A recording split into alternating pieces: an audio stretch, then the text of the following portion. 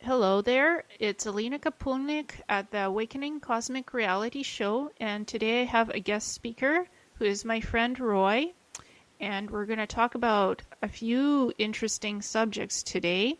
So, Roy, why don't you tell me a little bit about yourself and your background and what you do? Okay, Elena, how are you today, by the way? I'm good, thank you. How are you? Good, thanks.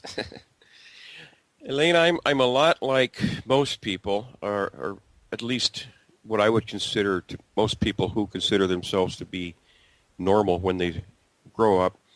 But I can remember being a deeply spiritual person even back at the early age of 2. And I can remember those heart desires in myself. And I've always been somewhat in my heart, I've always wanted to know what is true. I wanted to be a seeker of truth. And I looked for it in a lot of different areas, one, of course, being religion. So I am pretty well versed in a lot of the religious aspects. And then as I grew in my teens, I've always wanted to know why people believe what they believe. What really gives one religion or the other the absolute truth that everybody says that they have.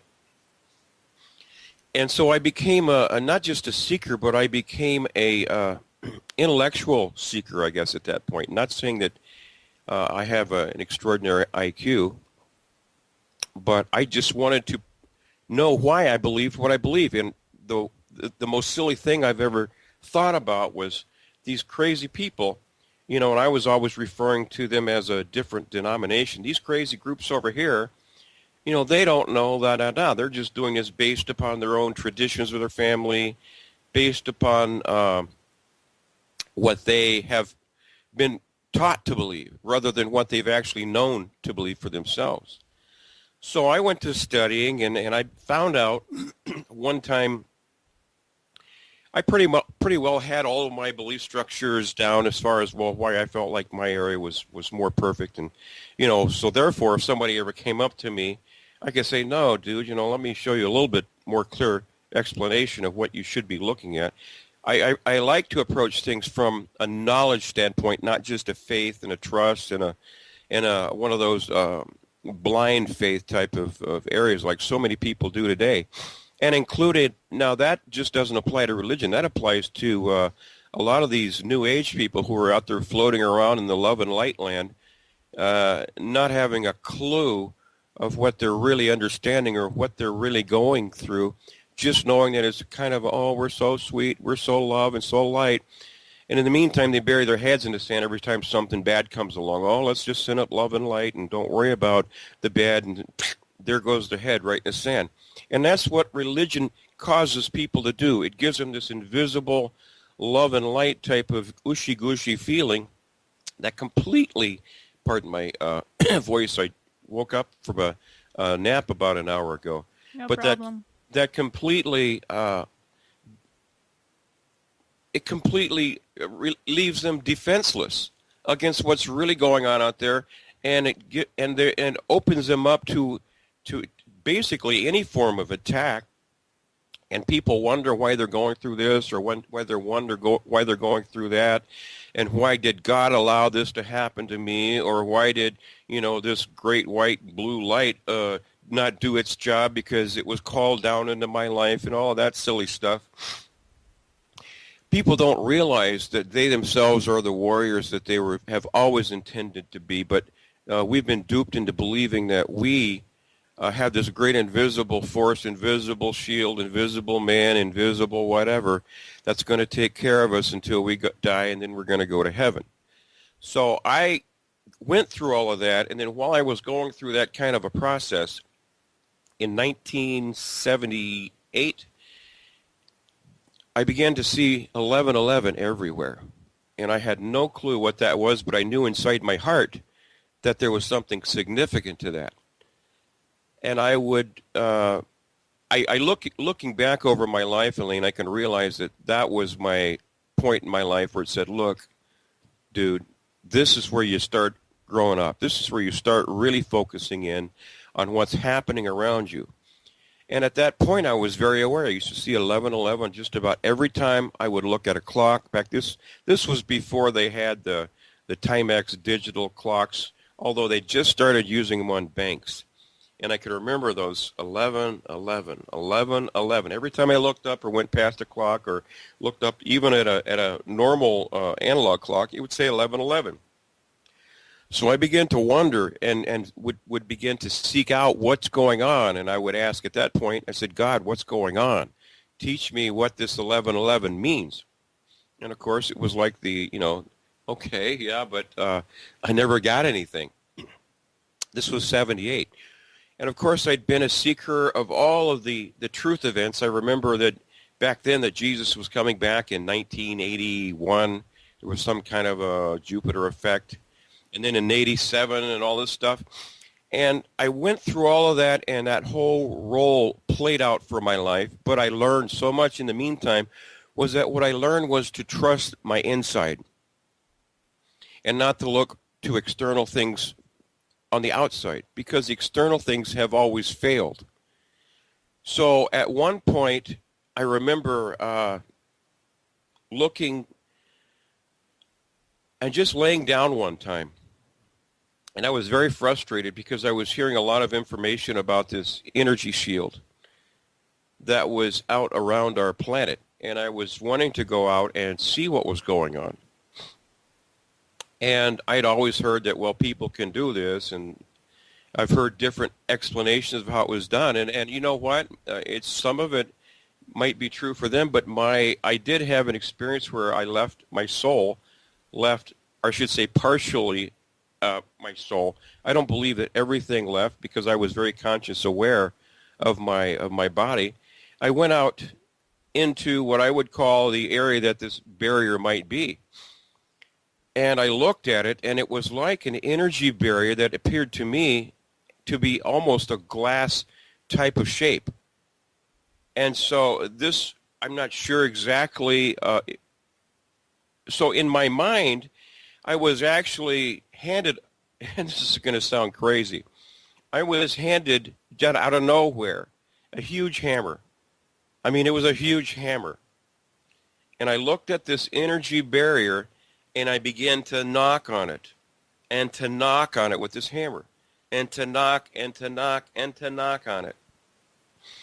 And eventually I blasted with this hammer a huge hole in the side of this area. So there was a partial hole through this energy field, which I found out later was the field which kept people trapped. The electric fence. This was so to about speak. 3 years ago. Yeah, and looking back, I had no clue that there were other people involved etherically and energetically in these things, but that's pretty much how I got my, I guess, my first little experience. Like I said, I'm kind of new to this, but I've had some experiences which are absolutely mind-blowing to understanding and how to project energy out of myself and how to go use it for lack of a better term, as they called it in the Bible, spiritual warfare. Or astral travel. Astral travel is another term probably a lot of people will be familiar with. But we were never taught this in church, okay? No. I learned this in my own self, and I learned that there actually is a lot of truth in the religious manuscripts, but basically the great teachers over the ages have always taught you one common thing, Ileana, and that is that this energy force, or this kingdom of heaven, is always been within us. We've never had no need to call it out, or from another energy source from an outer being and saying, oh, you great power, come down and do my work for me and do my bidding. That's how the evil dark side uses that energy that we're going to speak about shortly. They extort it from an external source. That's the difference between the dark magicians and the energies of light, which we project, is that we project the light that's within us. The dark side projects the dark that they have stolen from the light ones and have hidden in this area we call a black goo, which we're going to talk about. Mm-hmm. Definitely.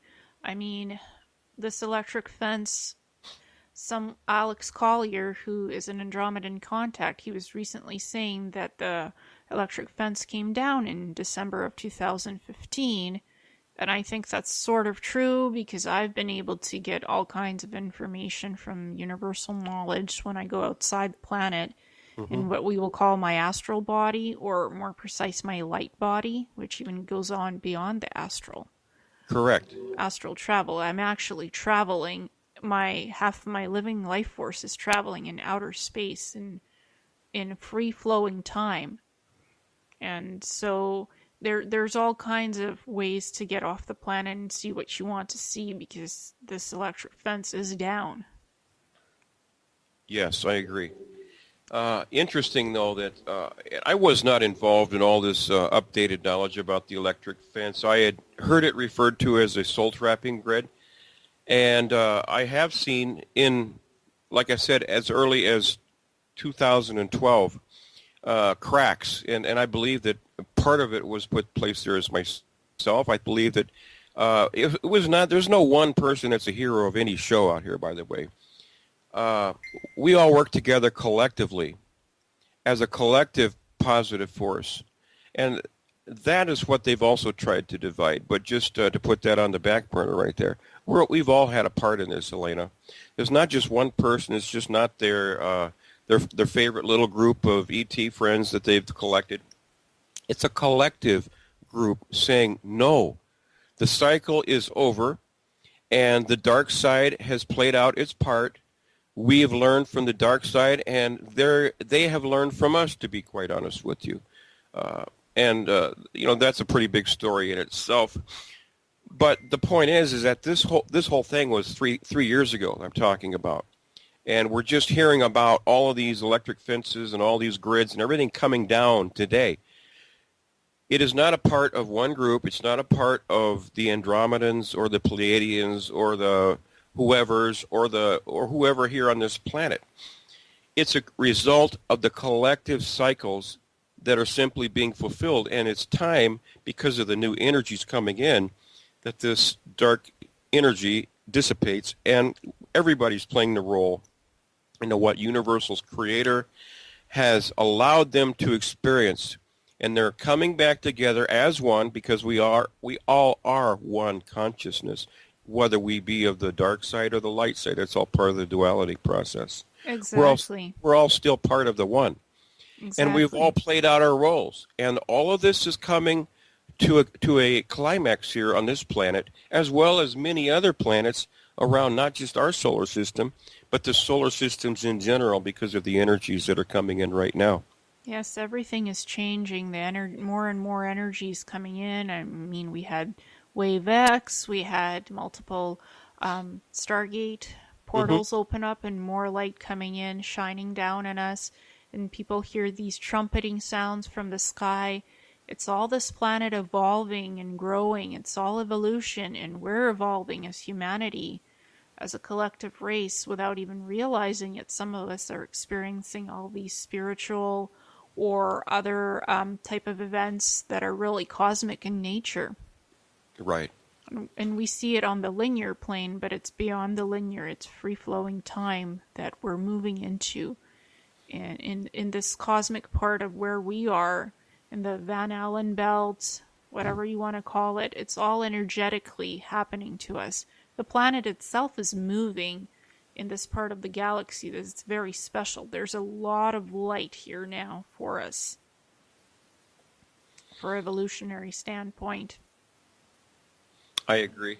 I agree. The energy is coming in right now. This is something, you see so much out there, I guess, on the internet, and I avoid it because I have a lot of friends just like you do on Facebook. And you'll see all the doomers and gloomers and, the panty loomers and people like that. And then you'll see the wide difference between everybody has a way of promoting their own energy and allowing these energies to balance. I see a lot of the love and lighters, that I've known, who are changing their whole focus point now. You don't see all the where's the Lord Sananda's pictures, and we bow to the blue light and the blue flame and all this kind of stuff.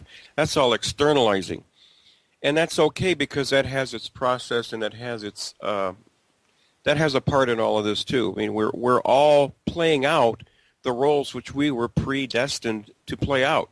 The fact is that people say, well, no, you have freedom of choice. That's could be debatable.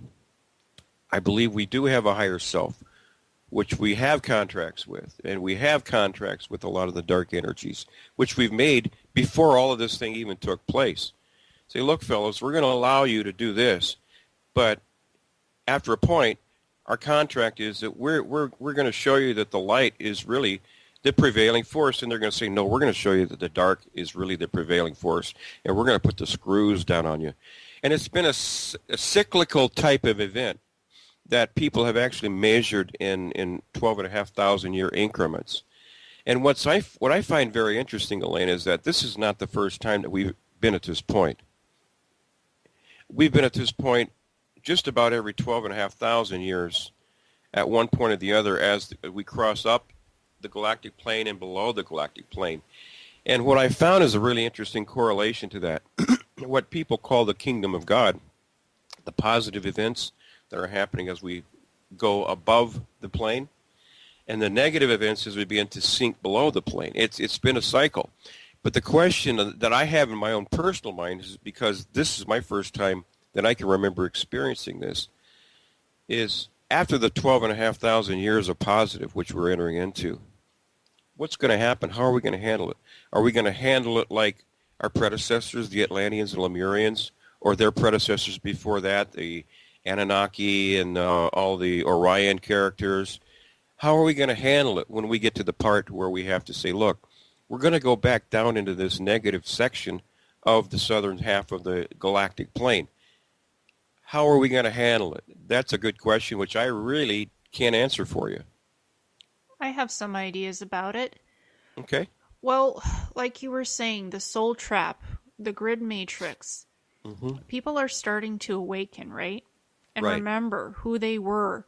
Literally, some people have, when they are born into this human body, we're all galactics in one way or another, but when we're born into this human body, we don't have any memories of what we were before, because some of us have cranial implants, which are neuroblockers, so you're prevented from remembering who you are. But when you awaken, you dissolve those neuroblockers and can actually remember your galactic history, all history of universal knowledge. And when you have that, you can't go back into the soul trap. Even if you die, you can choose to remember everything and not go into the darkness again, not to reincarnate into that soul trap over and over. When you have that inner knowing of who you are, who you were, everything that you want in life, your mission, you can carry that on with you beyond death into the higher dimensions. You can evolve into the fifth, the sixth, the whatever higher dimension you want. Keep your knowing. Don't fall into the soul trap again. Oh, yeah. Well, see, my point is that I agree with you, number one, but on the same token, 13,000 years ago and 13,000 years before that and 13,000, every civilization that was alive at those points along the galactic timeline have made major decisions about how they're going to handle either the positive or the negative energies that they've entered into. And it seems like for millions and billions of years, and I believe more than that, we've always ended up screwing up and coming back down into the negative and being entrapped by the negative, because we being the light. For some reason, we haven't learned anything over thousands of these cycles. My question So like I was saying, I do believe that this cycle of negativity is coming to an end, and that if we keep our memories intact, the next time we won't fall into this trap over and over and over, because this planet can't take any more of this. I don't believe it can. It can't go through these cycles again. So at some point we have to go into this utopian idea of balance, of not having the dark, or not being overwhelmed by it, of going into the light, so this planet can evolve into higher dimensions. What do you think of that, Roy? I believe that you're right, number one, but as we go through these energies and we do change to the higher frequencies, Everything is energies, Ileana. Everything is atomic structures, protons, neutrons, and all the other trons that are out there. Everything somehow intelligently, as they say, came together. And this intelligence, I believe, was the real source, or the real, what people call God, he, she, it. It's a super high intelligence that brought this whole plan together. Uh, and I hope that once we do enter these 4 and 5D changes that we're going to enter in, and I believe that we are, even in the physical sense, but again, it's all frequency, it's all energy, that we can maintain that that balance that you spoke about. Uh, I'm tired of this game. I want to go back to what it was like when we were first created and become the free flowing spirit beings that we were intended to be. But looking back, even going back is not necessarily the right answer, because we've learned so much over the trillions of years of our existence, and I mean our original existence, that it's looking back at it all, it's all been part of the great process of knowing who we really are and the greatness of who we really are, not just in ourselves, but as we are as a collective group, and the wonders of the intelligence of the original creator source. Uh, I mean, it just kind of makes you step back and take your hat off and go, wow. But the fact is that we're being evolved into that type of a being, of a group, of a collective being, and to possibly go out and become our own individual creators in our own dimensions, in our own universes, is absolutely mind-boggling. Indeed, and there's more planets out there than just Earth. So, Oh, and more planets are evolving too, from 3D to higher dimensions. So I don't think this planet is always going to be going perpetually through this no. cycle of the dark battling the light battling the dark. It's going to have a balance of the right light quotient it needs to stop this perpetual cycle, because it can't continue. Mm-hmm. People are tired of coming back over and over and doing this again. That time is over, I believe, for this planet, and we're just starting to see some of that happening right now in I this I do hope stage. you're right. I do hope you're right, Elena. That my concern is that a lot of people are still going to go back to some 3D source because they haven't quite learned who they really are, what it's all about. They're still into power control. They're still into the dark side of this world, which they're not going to change at this point. And that's not their role. Their role is to simply go to the point where where they live in their multiple lives, to where they can achieve something greater than being a negative energy force in that area of creation where they're located in that point of time. Not everybody's going to ascend. I don't think that's going to happen. I think there's going to be people who are going to be separately taken. You call it out or whatever. Whether they be simply, whether we simply disappear because we're going to be 4 and 5 degree entities and we simply vanish, I don't know. I do know, I believe that Earth is changing. I believe that scientists, I haven't seen the report, I've heard about the report. It's from CERN. They've actually found that the periodic table of all of the metals, the gases, the waters, they're all becoming destabilized, and it's scaring these scientists at CERN. Well, Uh, that's just part of evolution. Things are just changing. It's nothing well, to be scared over, the really. point is that this whole thing that stops us from going through a wall, it's starting to destabilize because of the energies we're coming into.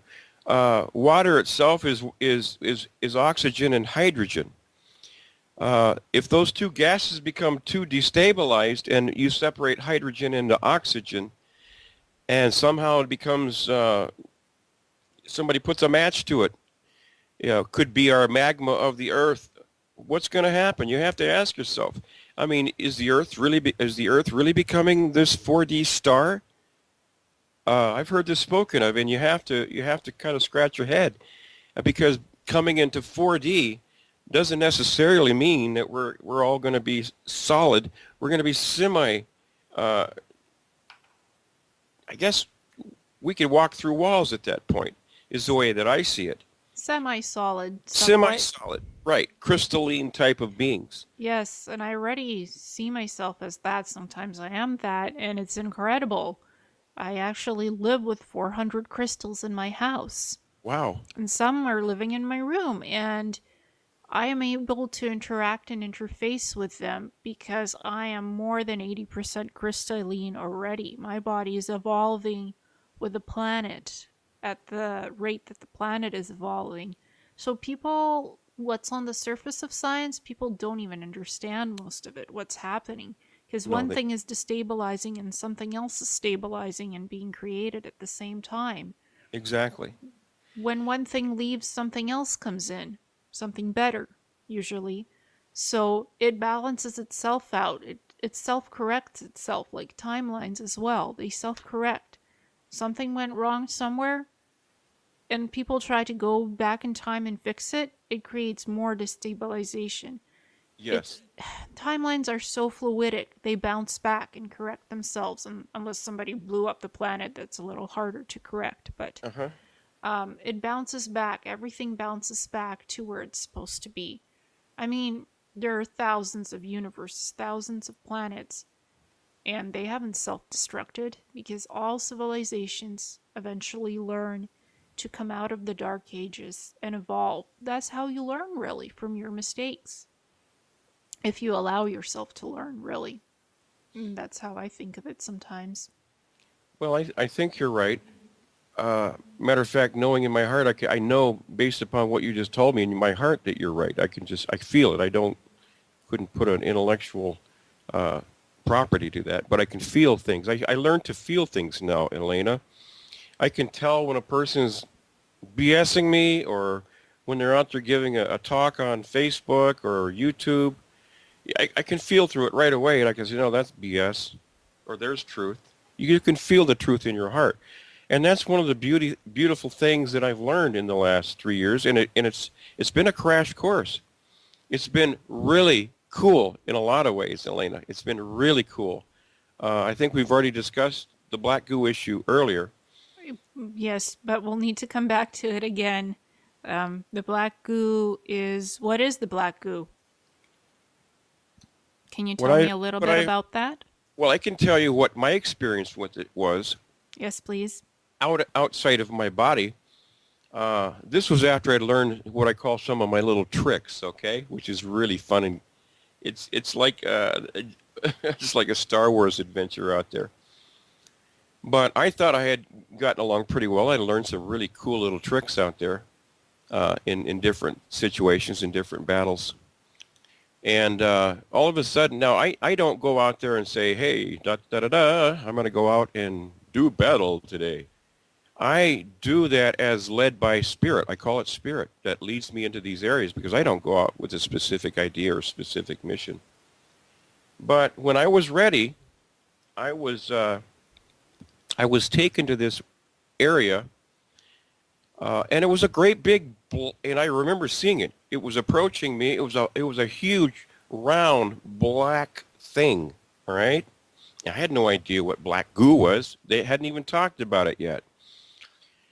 And it was the size of the sun, Elena. That's how big this energy ball was. It was the size of our sun. And I recognized, intuitively, I recognized that this was evil. And I'd known this because of different things that had happened and different experiences that I'd experienced up to that point and what I'd done to dissipate their energy, basically, because that's kind of my job. And so I figured, well, this is what I'm here for. And so, of course, me being uh, maybe lacking wisdom at that point, I would say, I figured that I had all the tools to take care of this, yada, yada. It would be just a short time and this whole thing would be over. So what I did, I dove down into this, which might not have been the best way to approach a fight. And internally, I began to be sucked down into this energy. And it was like a honey oil type of experience where I would do the cute little things that I thought I could do to free myself. And they were not working, Elena. They weren't working.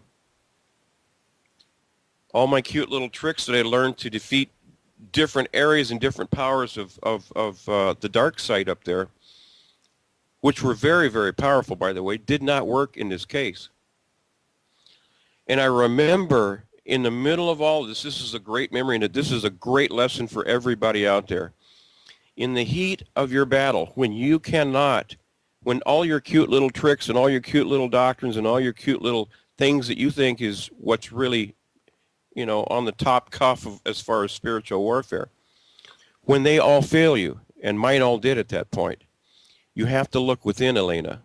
You can't rely on this pink light of Joseph or this great light of Michael or this great energy of this or this mighty, da-da-da, or whatever your little pet hero is out there. You cannot rely on it. You have to come inside. You have to rely on yourself.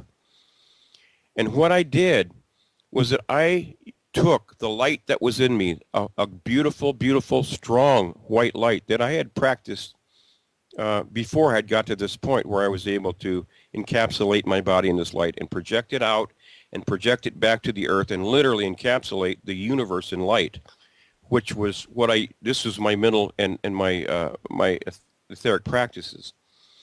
And what I did, this light that was inside of me, remember the kingdom of God is within you. Don't forget that. That's very important. I brought that light from my heart. I allowed my whole body to be filled again with that light. And that light literally exploded out of me. And as that light exploded out, Ileana, that whole darkness, that whole black goo, the thing that was holding me that I couldn't use my little cute little magic tricks on to dissipate, it completely dissipated. Completely dissipated. Now, there were souls up there that were trapped into that black goo. They were freed. There were what we would call archonic or demonic entities that were also part of that fled out like a beehive, like when you upset a hornet's nest. Yes.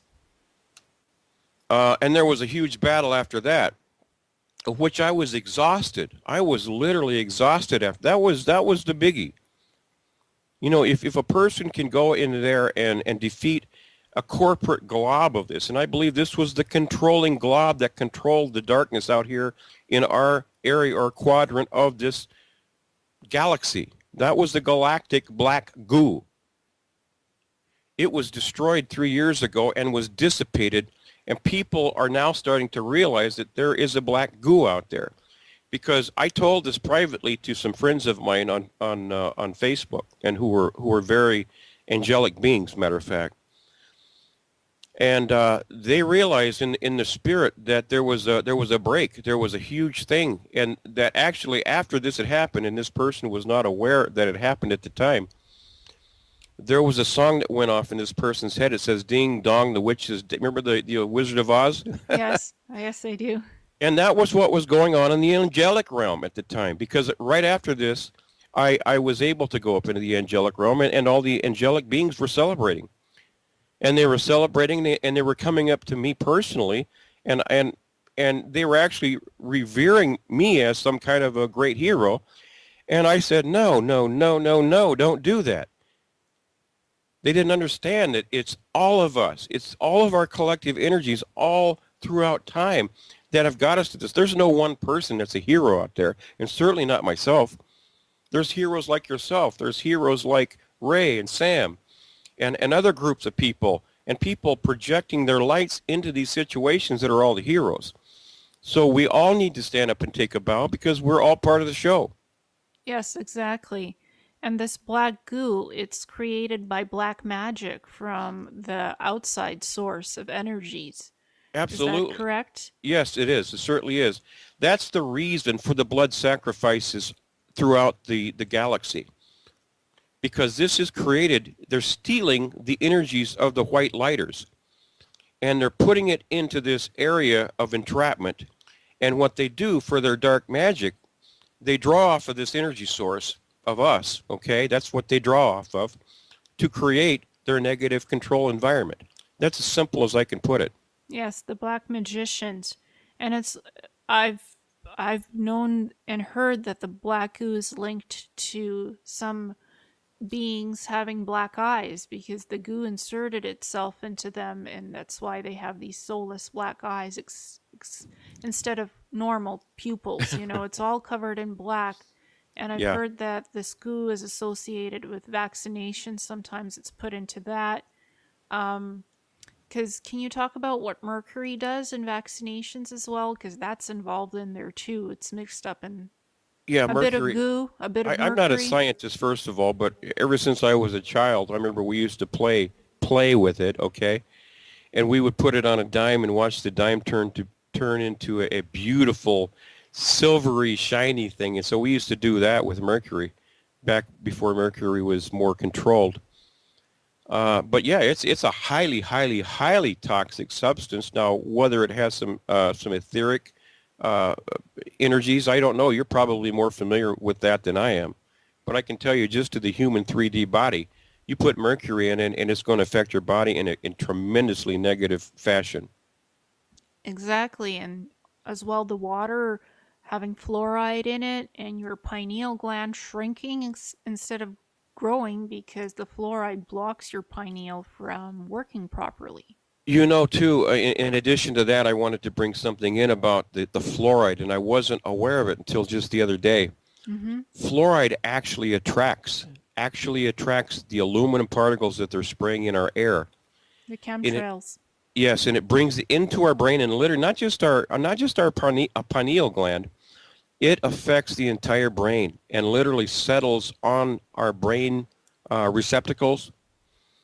And between the two, not just the fluoride, but it's the fluoride and the aluminum that causes our brains to literally shut down and to dumb us down, so we cannot receive internally into our brain those any input that would give us anything more than what we have been programmed through our television, through the ELF waves, through the microwaves, through the um, oh gosh, what are those the frequencies that are being sent by satellite? They used them in the 9/11 attacks too, by the way. Scalar waves. Scalar waves, and as well as HARP and CERN, the energies they're sending on us, beaming down on us.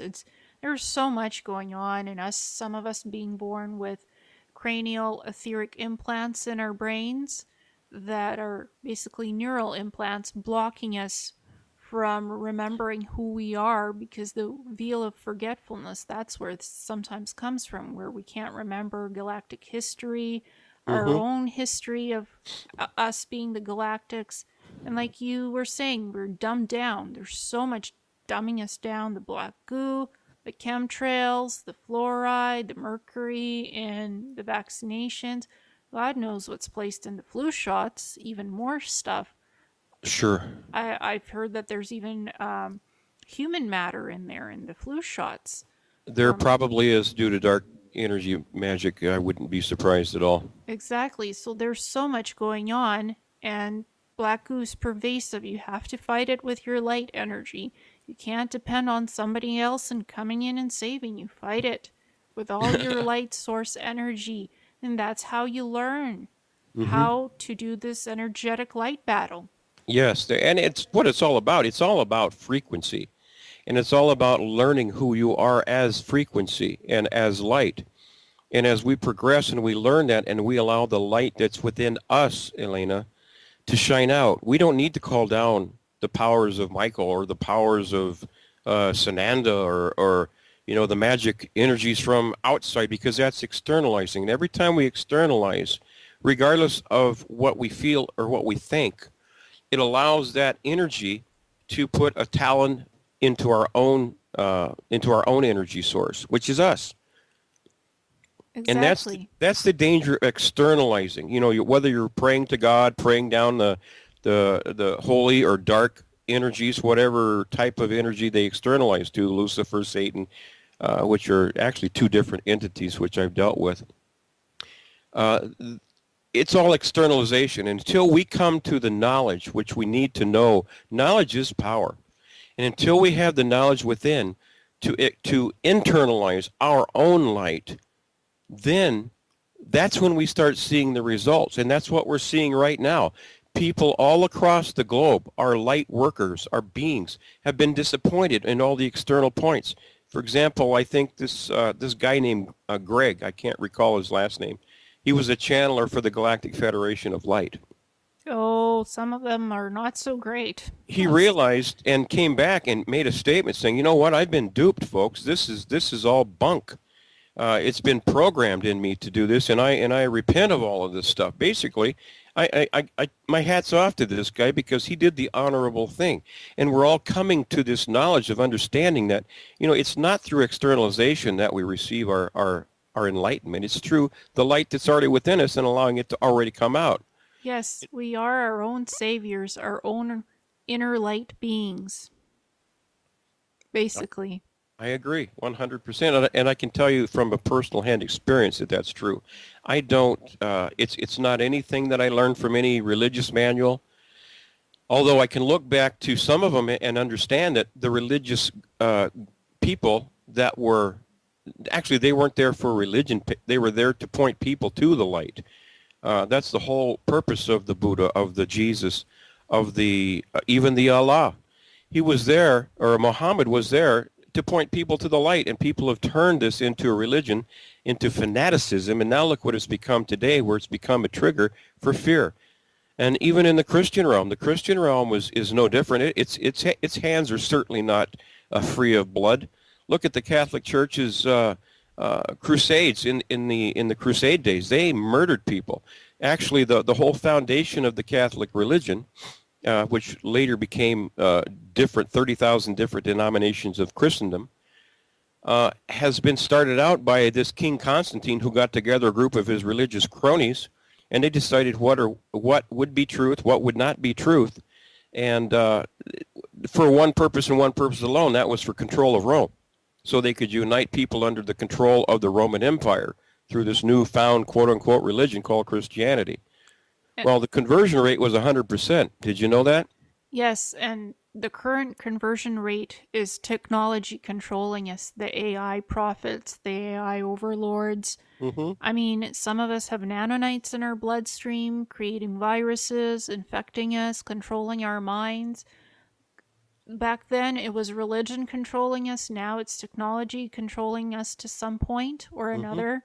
Mm-hmm. Where again, we're brainwashed and dumbed down. We watch so much TV, use so much Wi-Fi, the internet, and it has its own little AI song that it sings, its own signal to Right.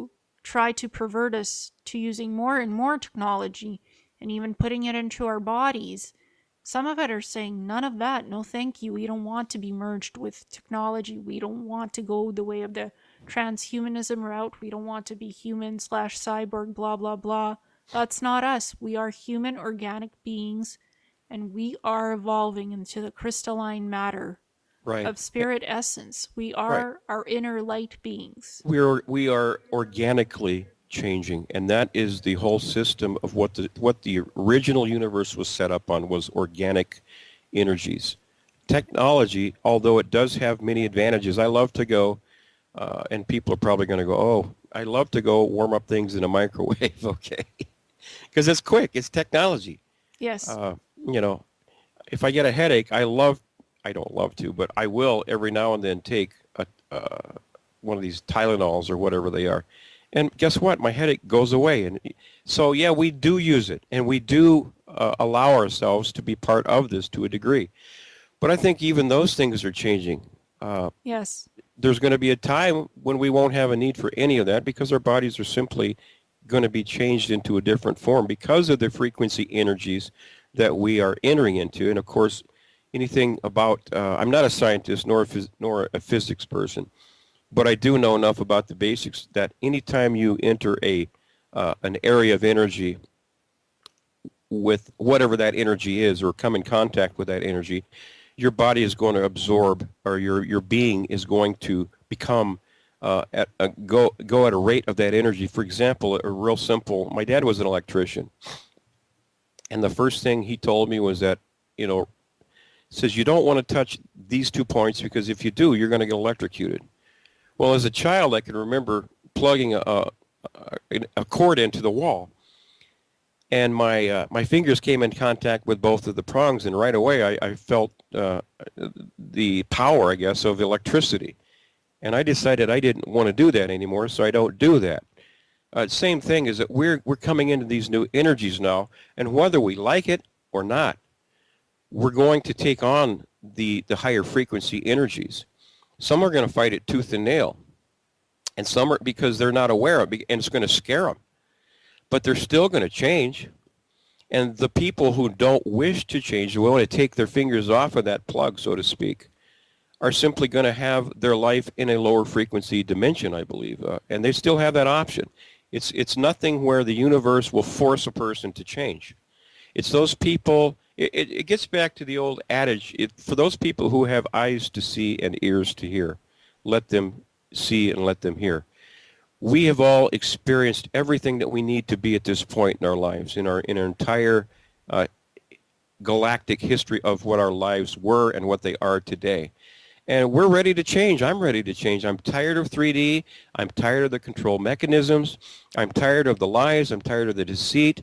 And I see a better world. I already see it. I've seen it from the etheric realm, from the astral realm. I've seen these things take place. I've seen the banking. I've been involved in all of these things that we've talked about to one degree or another.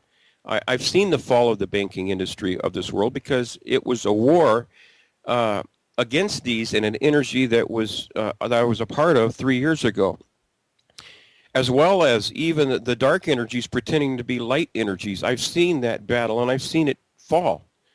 And what we're playing out now as above, so below is the fall of all of these energies taking place in our 3D realm.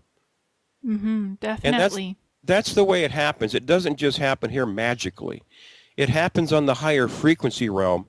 And then as we create and as we do battle on those realms, those energies then transform themselves, or I should say seep down maybe is a better way, and play themselves out on the lower, slower frequency realm we call 3D Earth. Uh, Yes.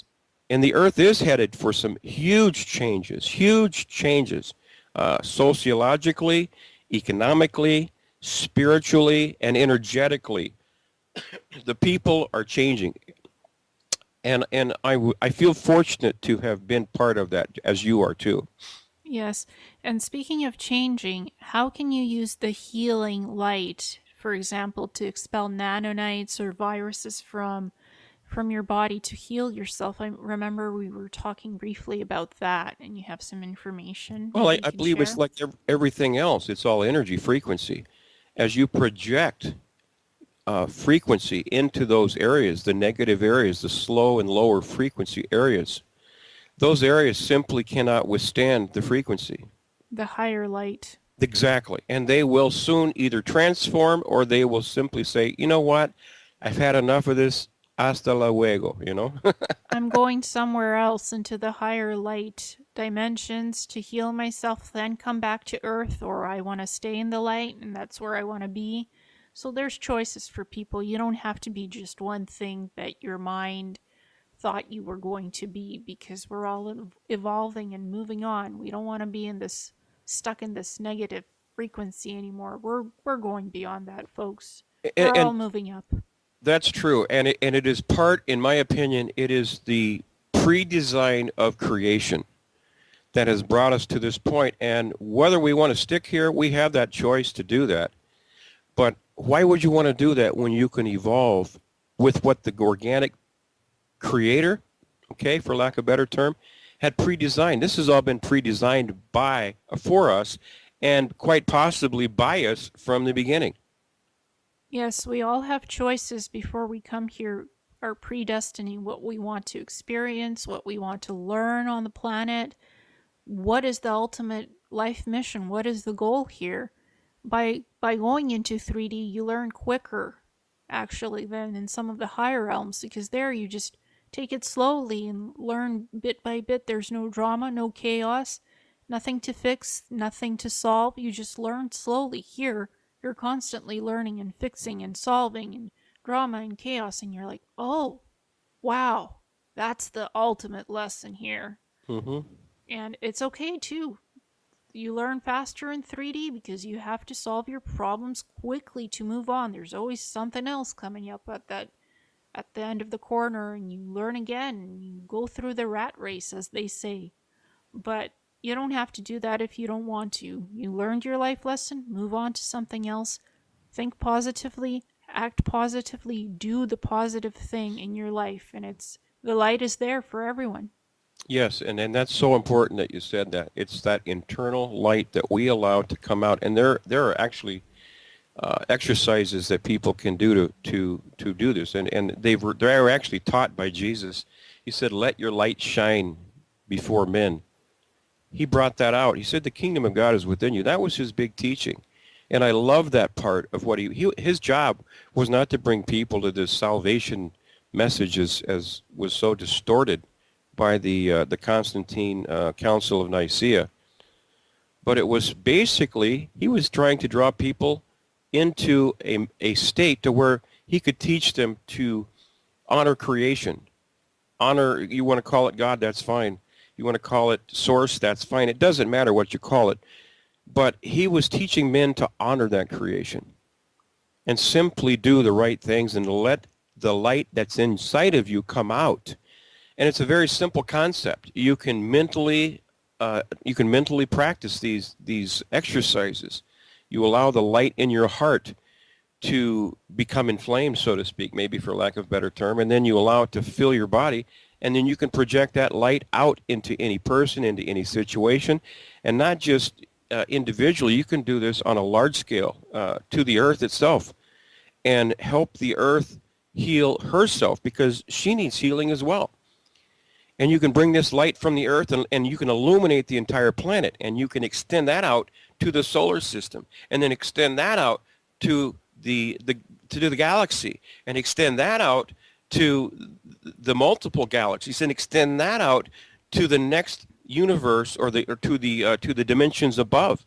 And you can even go as far as outside of this universe. The outside of the universe is an interesting place as well. And they are layered, by the way. I've been through the layers.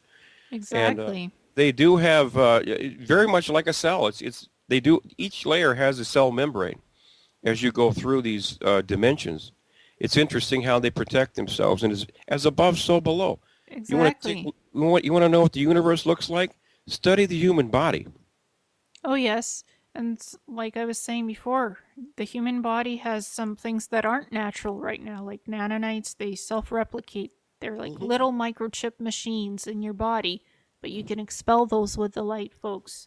You don't have to live with this stuff in your body or anywhere in your home. You can be free. That's what freedom is about, using your light source, your internal light source, your internal light flame power to keep yourself healthy and happy and positive. I agree 100%. We're saying the same thing, and Yeah. probably it's good that we're saying it different fashions, but yet the same way, because what I may say may not resonate with people. What you say may click on the switch that people go, "Oh yeah, I see what they mean. Mean there's a light within me that I can actually control, that I can actually expand, and I can actually bring outside of me?" Well, the answer to that, of course, is yes, there is that light. And that's the whole great secret to allowing the creative power, not just individually, but collectively.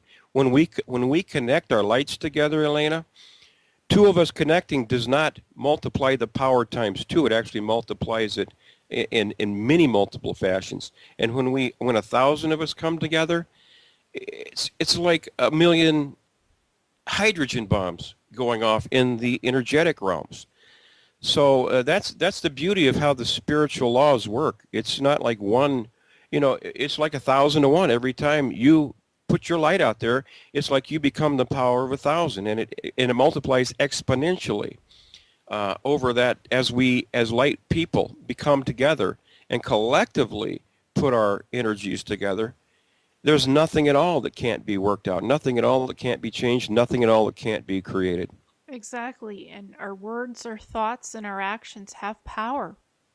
What we project on the etheric and then what we put out on the physical plane, that actually can happen because we are creating new ways of realities, new timelines every day, every second of when we're thinking or doing something or acting on something, we're creating something new.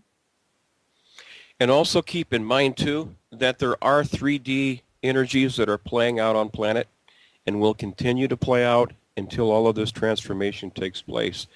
My advice to people is to don't get caught up into the fear part of it. Don't allow the naysayers or the negative sayers that this war is going to happen, or this what happens if this country gets this hydrogen bomb or neutron bomb, or and look at what is going on in the Palestinian, all those terrible Israelis. It's all just set up to use against you. Don't feed into those energies, but focus in your mind and with your light the world that you would like to see transform into. And that's what's taking place right now. It's still playing out in 3D. The banking system, the 3D fiat currency that we use, it's all a fraud, and we believe because we've used it for so long that it's actually real. It's not. It's just paper with numbers written on it. Uh, Exactly. And I was just hearing recently from Mike Tellinger that sometimes there's a number on the paper, on the money paper, that's actually a soul number for somebody who has that money hmm, for a time in their hand. And hey, once that money is gone, it's no longer part of your soul. It's no longer part of the soul because that money went to somebody else and now it's its soul, part of that soul. So it's paper. Don't put belief in the money paper. Don't put your belief in it. Yes, it feeds you, clothes you, gives you clothing, and lets you buy a car, a house, whatever. But those things people could get before money existed. hmm. Yes, through primitive barter and trade, whatever. People lived before money was here. People lived just fine without it, and we can live without it just fine in the future. Right, right. And I am looking forward to this. People I hear talking about certain dates. You can't put dates. That's what people are. When's this going to take place? When's this going to happen? And the biggest mistake people have made out there, and I know a person who's just an honorable person, and he put a date on it, and it didn't happen at that date, and all of a sudden this guy has been tossed out with the bathwater because this date thing didn't come true. And so I don't put any dates on anything.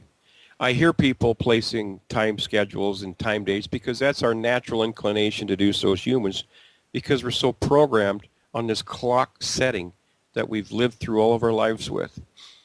Uh, the point is that the energies are coming in. They are transforming our planet. They are transforming our atomic structure as well as our soul structure, which is a different form of energy. It's all happening, and all of the things that people have always wanted that are good for humanity and for the planet are soon going to take place. Now, when is soon? I'm not a date setter, and I would be foolish to try to do that. But I can tell you right now that no matter what your situation, whether you are a person of light or a person of dark, it's all going to change. And I would advise you, if you are a person of darkness, that you really should do some serious soul searching, because your whole world and paradigm that you built your entire energy system on is going to fall. And you do have options in your life, and that is basically, why not use your energies for the good of mankind and not for the control and for the evil of mankind? Exactly, exactly. And I've started seeing timelines in terms of percentages. When I'm on the Andromeda Council biosphere ship, the primary biosphere ship, I sometimes monitor timelines, all the various possibilities that could happen or will happen or are happening. It all happens fluidly up there. And I monitor that. And one of them was 80% possible economic collapse, possibly at the end of this year. The key Mm-hmm. term is possibly. Mm-hmm. At the end of this year, 2016. But again, it's not a date stamp. It's only 80% possibility of Mm-hmm. maybe happening, not happening, but possibly. Because timelines change. Every second that we're talking, something changes. And there's a different reality that might come into being. So I don't put date stamps as well. I just have possibilities. This might happen. Or wait a sec, that's totally gone now. Something else came up. And that's the timelines I see with the Andromeda people that I have contact with on the biosphere ships. Possibilities. And that's just my psychic abilities and my evolutionary abilities working and seeing these percentages. hey, the road That's may change and we might go somewhere else because we're growing, we're right, learning. right. And even weathermen here who have technology to see the clouds and to predict the precipitation, they're not always right. And it changes from hour to hour, so to speak, with the weather. Exactly. Can I ask you about your experiences with dragons? Yes, yes, you can. It's very interesting that you brought that up. The dragons, the dragon people are a beautiful race of people. Not all of them are good, but just like us, there you have your good and you have your bad. And a lot of times the dragons are referred to as evil or as dark energies. And there are some good ones. I have one that I work with. It's called the Golden Dragon, and she's a beautiful, beautiful, beautiful uh, being, and has actually helped me out there in some of the battles that I've been involved in. One of them was with the Black Goo after I was exhausted, literally exhausted. She basically had my back. I mean, I was to the point to where I was on an asteroid, and I was so tired that I was on my knees and bent over and had my elbows on the asteroid trying to recuperate from this. And I was being attacked from behind by these archonic winged beings, and out of nowhere, my golden dragon came and literally swooped these beings and swacked them like fly swatters, and literally blew them into oblivion. It was really good, and I was at the point to where I needed that help. I mean, nobody, even in our own individual light energy, has unlimited power. But we do have a lot of energy power that we can use in these instances. But even at that level, I was exhausted through this battle. And my golden dragon came in, and she had my back, and she has beautiful, beautiful, loving eyes. I've seen her in other situations that she's helped me in as well. But the dragon race is a real race, folks. It's not a Puff the Magic Dragon type of story by Peter, Paul, and Mary. They actually exist, as do many other of the so-called fairy tales that people have used to hearing. Fairies themselves exist. Unicorns have been created. They exist. All of the mythological characters that people think are just storybook and Peter Pan tales, they're all out there. But I know it's not everybody's able to accept that, and that's fine. That's not important. So here's a question. Where do dragons come from? Dragons, from what I understand and what I can recall in my memories, were part of the original creation. They were actually uh, parts of what we call solar orbs. Solar orbs was at that point, it was a male-created energy, which even to this day, people refer to the sun as a male energy and to the planets as a female energy. At one Okay. point in time, we were actually separated from our own selves by this virus, which was ingeniously intertwined by a solar orb that went rogue, I guess, for lack of a better term. And he actually destroyed, as a result of this, the first creation or the first universe had to be destroyed.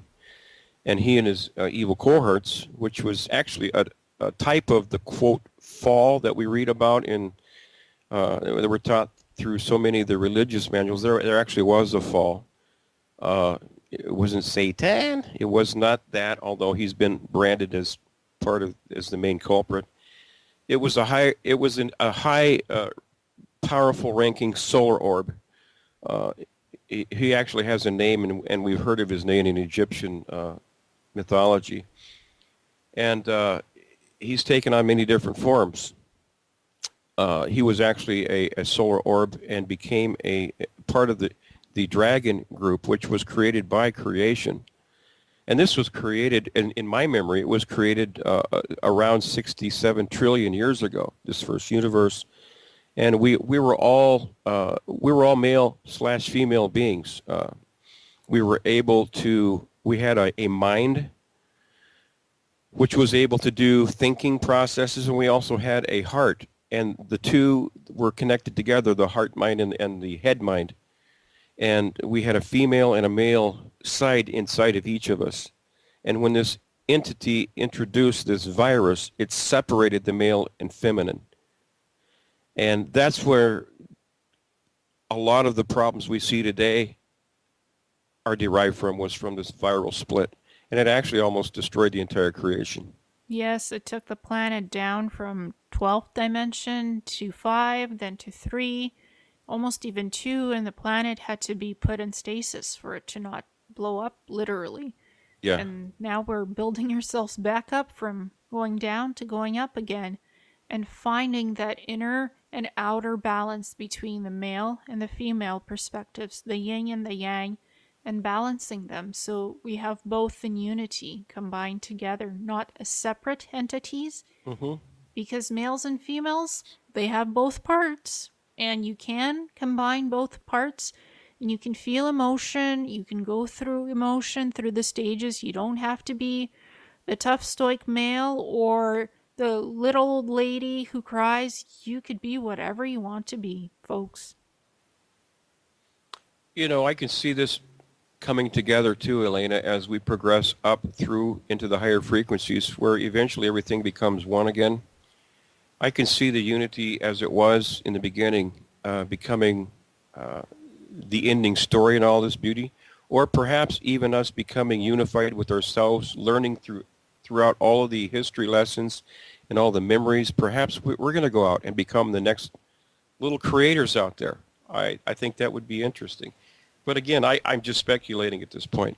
Well, I already think we are our own little creator gods or goddesses, and we have the power of the light to do what we need to do to have the light, to make sure it stays here and does not dwindle, because it never dwindles, but we're balancing out the dualities, and more of that is going to come, and we'll see more energy lights coming in. We'll have more contact with different beings from the higher dimensions, the benevolence, the star councils. They're all here. We just don't see them. Some of us don't want to see them, some of us do, and we communicate. And we're getting our higher universal knowledge back because the electric fence is down. So we have that ability to project ourselves outward to see what's in the universe, to see what's in the stars, and to experience what we want to experience right now. This is our time to do this, folks. We have an interesting universe out there. Our own Earth history is so hidden from us, Ileana. That's a subject maybe we could talk about on another show. Oh yes, some speaking of hidden things in the earth, can we talk about inner earth a little bit? Or hollow earth or Sure, honeycombed sure. earth as It's they call honeycomb. it? It's honeycomb, and there's large areas of honeycombs down there.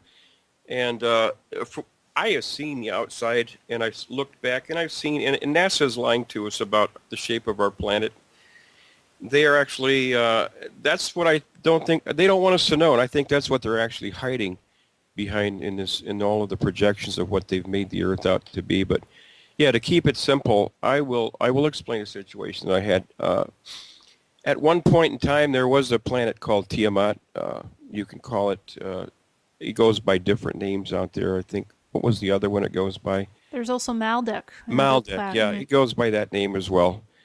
But all the Greek gods and the Titans and everything that you heard about in Greek and all the historical folklore actually existed on this planet. And during the Orion Wars, of course, it was destroyed, and the Earth was flung into an orbit closer to the sun, and it was broken into pieces. By the way, that's what we call our asteroid belt. That wasn't just a group of happy little asteroids that decided they wanted to form around us. This was part of a war. And the Earth has been damaged, and we've been lied to about what the Earth looks like. But getting onto the inside of the Earth, there are beings that did survive, and they're giant beings. They're not small beings by any means. They're 45 to 55 feet tall. And I did have an experience with one of these beings. I was actually out in the astral one day, just cruising along, and all of a sudden this giant light, which was a male energy source, came down and took me very gently and very lovingly, by the way. And took me down into the earth, and I met this being called Razdiman. He was a giant. He looked Herculean as far as his muscularity. He was extremely uh, masculinely strong. But in age terms, he looked like he was probably 70 years old. He had no wrinkles. He had the white flowing long hair. He had a white type of garment on with a belt of some sort. And I was on this, it was almost like a beach. It was almost like a beach. And I looked in the background, there were tall trees, and there was a tall, rocky a mountain type of thing. And he came in between myself and this mountain of rocks that I saw, and I looked up at him, and my height to his body, I was probably halfway to his knee. That's the height difference. He was huge. And I looked up at him, and his eyes were very, very loving and very compassionate, and he mentally projected into my mind. He said, "What is the purpose of you being here?" And I related back to him telepathically that I am here on behalf of mankind, and I wish that you would allow and bring forth the prosperity and the peace to this planet so that we can all live as one and in harmony. And the look that he gave me in return, it was like he was almost put his hand to his chin, like, wow, I really didn't expect that. And then he went away, and I heard him in his mind go, "We will consider that."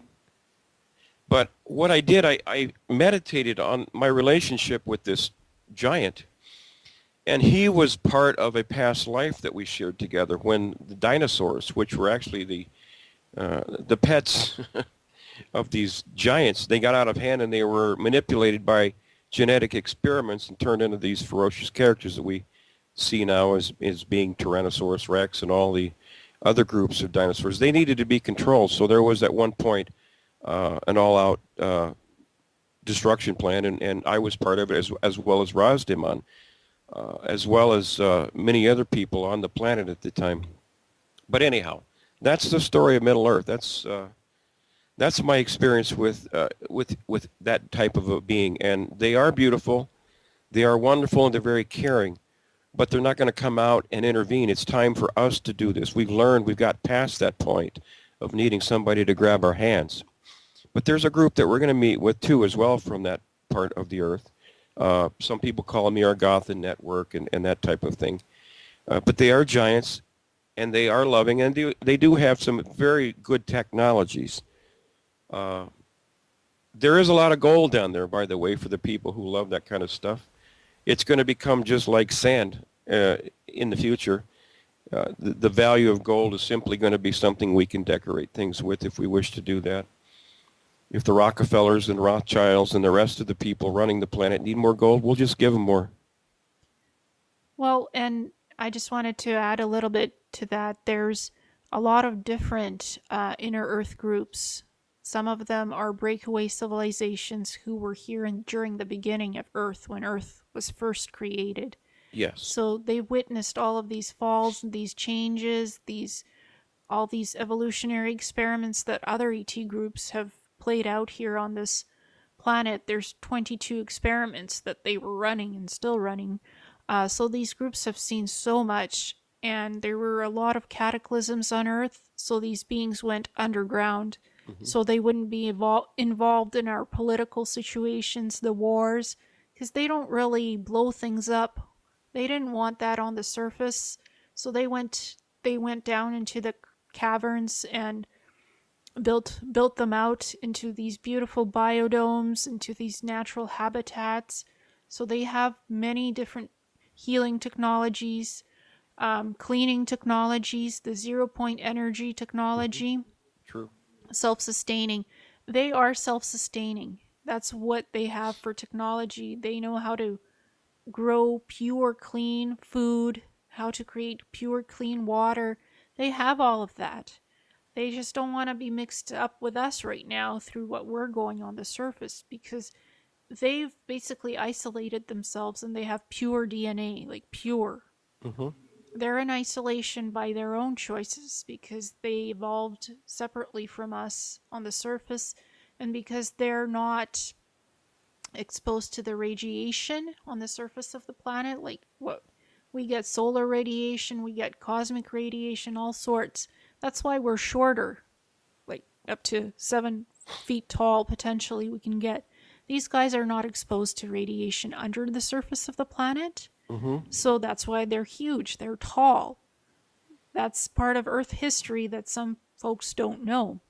True. And the reptilian history is all part of that too as well. And you probably have some good information on that. The underground bases, the gray reptilian connection. Yes, Area 51, Cheyenne Mountain. There's mini CERNs in some of those bases. The reptilians love to be those naughty folks. 7,000 years and more of them being here and intermingling with us, creating human reptilian hybrids. There's all kinds of reptilians. There's the Draco Hydra, the White Royals, the human reptilian hybrids. Some of them are cloaked, some of them can walk on the surface of the planet because they're human reptilian hybrids. Hmm. There's all kinds of different reptilians. It's not just one group, and they all have their little agendas. Oh, and by the way, going back to the dinosaurs, I was recently given some intel what the reptilian AI overlords look like. Huge Okay. dino slash AI beings. They're 100 feet tall. So what they did, they took the ancient dino DNA Mm-hmm. codes and they embedded it within the AI technology and Mm-hmm. created these huge dino bodies. And they have thousands of planets where they live on, huge planets. And get this, they still like to sun themselves under the beautiful blue sky, even though their planets are technologically driven. Remember, these guys are 100 feet tall each, and they want to feed on um, living planetary energies and human energies to keep their own little matrix system going of being these hybridized AI technology bodies slash partly organic dino, ancient dinosaur DNA genetic structures. That's why they're so huge. They love to see a blue sky, just like we do. Except they want power. The more the better. Sure. So these are the AI overlords of the reptilians, the white Dracos, the Hydras. These guys are the top dogs, so to speak. That's what the information I was shown. And unfortunately, a lot of the humans on this planet that don't want to change, that are continually uh, reduced to this lower frequency, they're looking for an escape mechanism. And what they don't realize is that, yeah, they're going to, some of them will, and many of them will be harvested, but where they're going to end up, they're going to end up on a grape platter for some of these huge dino type of individuals, and they're simply going to be eaten and regurgitated and enslaved, and so they can reproduce more food for these types of beings. Yes, but these beings eat energy. They don't eat the physical meat. Right, that's what I'm saying. Yeah. Energetically, they're going to be put on a great platform, Yes. and they're going to create this environment on these other planets that are outside of this energy vortex that we are going into. Yes, and that's why we're here. That's why there's so many light workers, star children, indigos, crystal children, here to make sure the energies are balanced and positive. So that type of paradigm of these dino huge reptiles, they can't come in and take us. They can't take our energy. That's why we're here right now, going through this evolution to this higher dimension. So this can't happen actually. So that paradigm can't be played out in front of our eyes. Well, I'm looking forward to that. I Me really am. too. Can we talk about a little bit about the Star Wars powers? Sure. Those are some of the first things I actually learned out there. It's very, very interesting. This whole concept of Jedi is not something that George Lucas just came up with. We actually have those energies that we can project as well.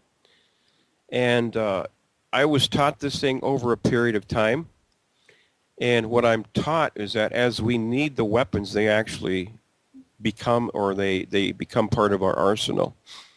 Uh, Whatever it is to take down the dark energy, if you're being out there as a result of being led by universal spirit, those energies and projections that you can project from your beingness will come into play. And once you learn them, it's interesting how we're taught is that we're taught on a need-to-know basis is the way I was taught. For example, one day I was dealing with an energy source that was very strong. And so I just, in my heart, I knew that I could just grow and look down at this energy being, and the energy being freaked as I began to step and squash and destroy it. Well, I thought, yeah, this is pretty cool. So you can actually elevate yourself to any type of size or whatever you want out there. And yes, you can do that. Other thing, this so-called this Jedi lightning that you see in the movies, yeah, that's a reality.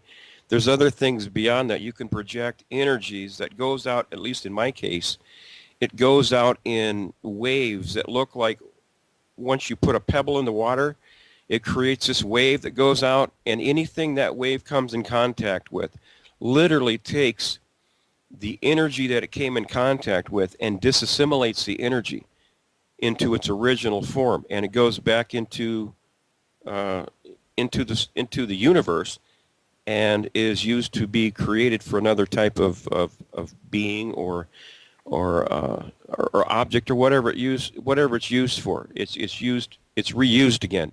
You can't create or destroy it. It's already here, but you can take apart the elemental parts of that atom and bring it back into the original dark matter, which it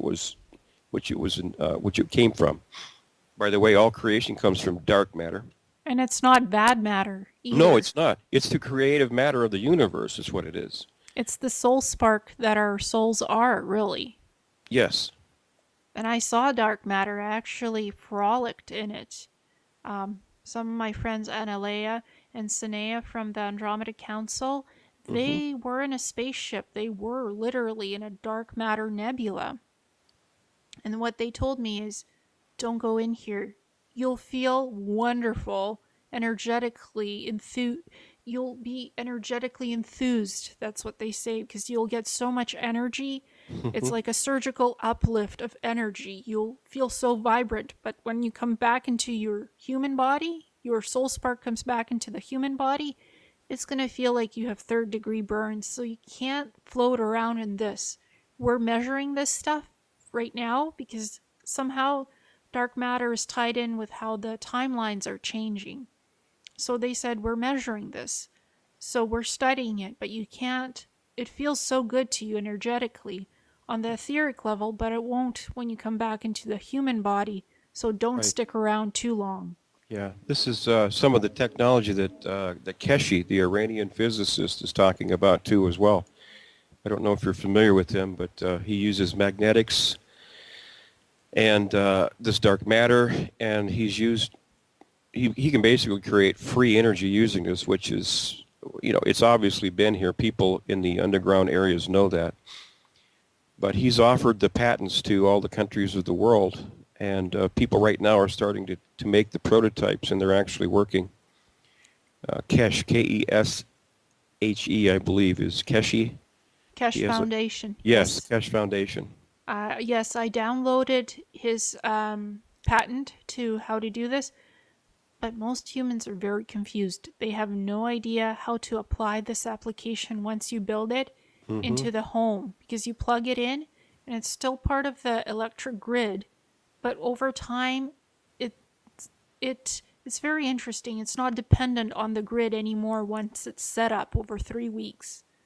Right. It takes 3 weeks to energize. Yes, for the filaments to go into the inner wiring of your home, literally from the device, the electrical filaments. So it's a very interesting device and it has a lot of application. I believe it's the way of the future. Just people don't know how to implement it correctly in their homes. Some people don't. It's all knowledge. Everything is knowledge, Yes. and it'll eventually be here. I mean, we'll know. Yes. And once we look back on those days, it'll be like, oh yeah, everybody knew that, you know. It was the pioneer of free energy sources. It was like the building blocks, the beginning, the exciting Wild West Sure. again. And it was intelligently put together, and that was what creation came from. And that's Exactly. what perpetuates everything that we know and everything that we don't know in this universe is dark matter. Yes, and I swam in the dark matter. I literally my light body was just hanging out in the dark matter, soaking it in, getting a lot of energy, talking to my two avatar contacts, Analeya and Sinea.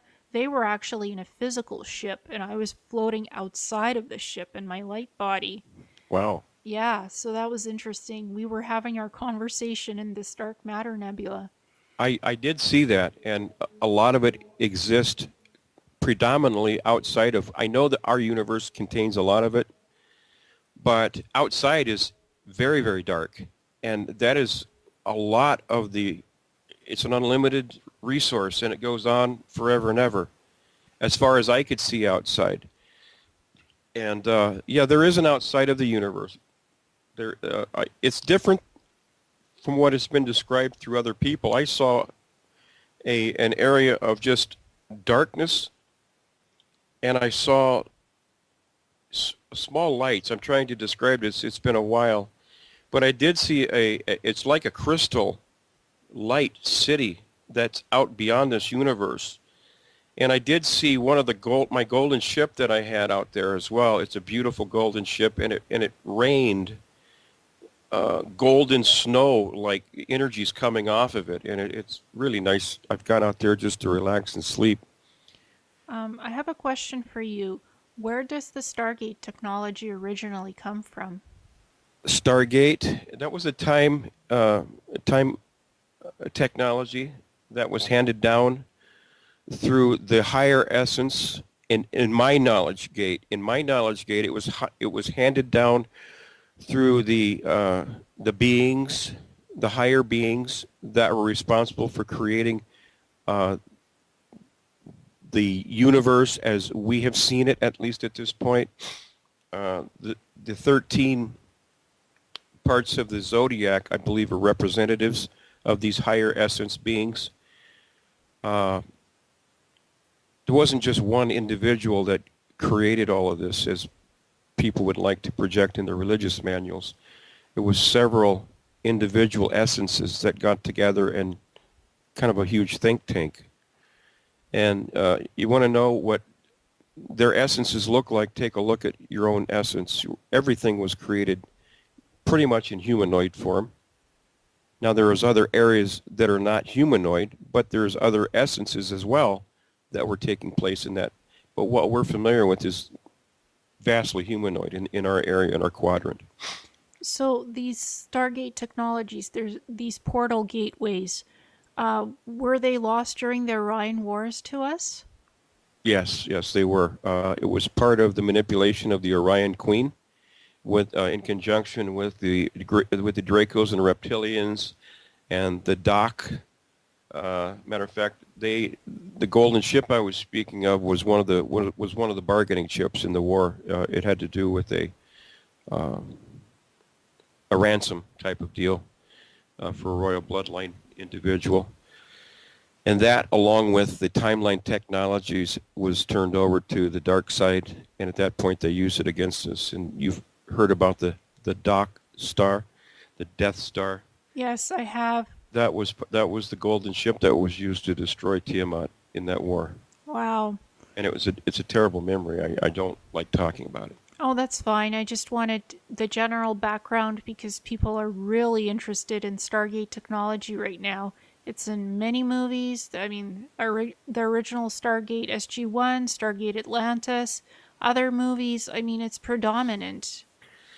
But the good news is, based upon that as well, now I've been out there since that point, and there are literally, you know, when you see these ships coming in and out of hyperspace, that's a reality, by the way.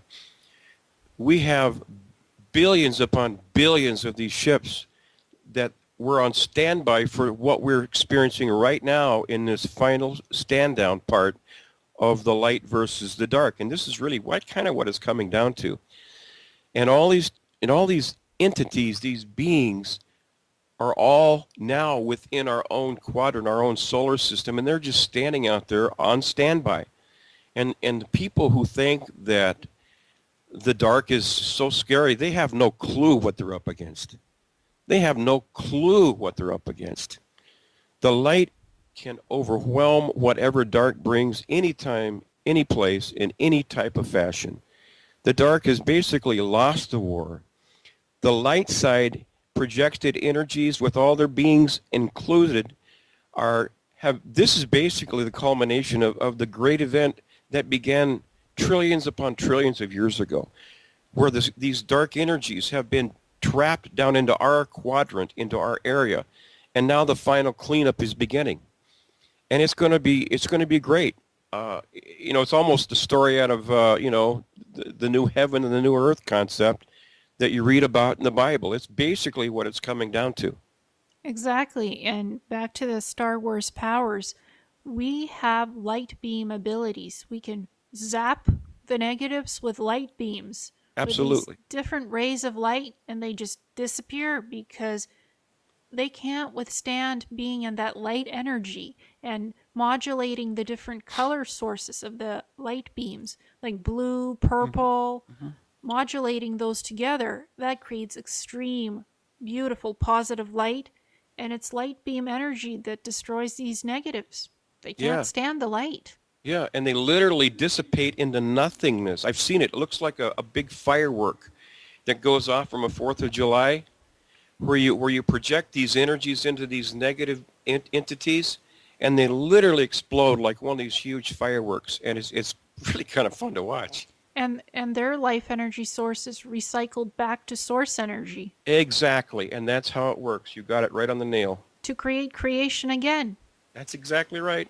Yeah, it's amazing what information people who are awoken or awakening have within them. Like billions, millions, trillion years of information within our cellular memories that we're recovering again. Mm-hmm. We're finally beginning to understand who we are, who we were, Earth history. It's all the information is within us because we're infinite creator beings. It's all there. If we want that information, we don't have to wait until some government body or some country does disclosure. We are Yeah, our own disclosure, folks. exactly. We have the information within our DNA, original DNA blueprints, encoded within our bodies that are light bodies. The human body that we wear, there's so much beyond it. It's not just that. Our light source, our soul, is what powers these bodies, and the soul remembers the real stuff, our histories, our galactic histories, our genetic histories, all of our light code blueprints. Everything is within us, and we have access to that. I agree. That's what we're not being told by anyone, but we are our own new coming. We're here to save ourselves. We will save ourselves. We have saved ourselves. Exactly. And I'm not preaching to the choir here. It's just my reality, what I experience. Yeah, yeah, yeah, So yep. I agree, Elena. This is good. Thank you. thank you. And I mean, we were interrupted a few times, and that's a confirmation too that somebody didn't want this info coming out, but it's still coming out. This is what people have the right to hear, and whoever wants to can listen. If you don't, that's fine too. We're just here to do our stuff and share our knowledge and experiences and multiply the light. And teach people how to allow the light that they already have, the power that they already have. It all rests within them. You don't need to look outside for energies, for power, for this light or for that. It's all right within you. Just use it. Exactly. Learn to use it. Learn to bring it out. You don't even need to externally look to us. We just share info, what we've known through our many lifetimes. We're just sharing info, folks. We're not gods. We're No, nobody special. We're just part of you. Yep, we're just normal folks doing our thing here, our own life missions on the planet, and we're sharing because we are like minded, light individuals who have something in common, who came here to talk today, to have a good experience, a positive experience. I think it's been a wonderful time, Elaine. I appreciate you having me on. I really enjoyed the chat and the Well, discussion. thank you, and it's a learning experience for me. I know info on all of these subjects, but every person that I talk to brings something unique to these conversations and this knowledge base, and just adds to the universal library that we're all building that's within us. Right. And I don't, and you don't, and the next person next to you and everybody else out there has a piece to this puzzle, and no one knows the entire puzzle. I wish I did.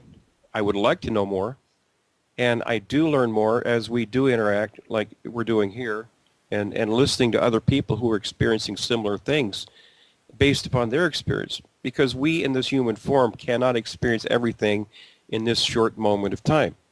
That's what the beauty of the collective is. Exactly. We share our information, our knowledge, our experiences, and we build up on these knowledge bases and multiply them and make them bigger and brighter. I wish I'd have had this information years and years and years ago. It just, you wonder how much further we would be ahead.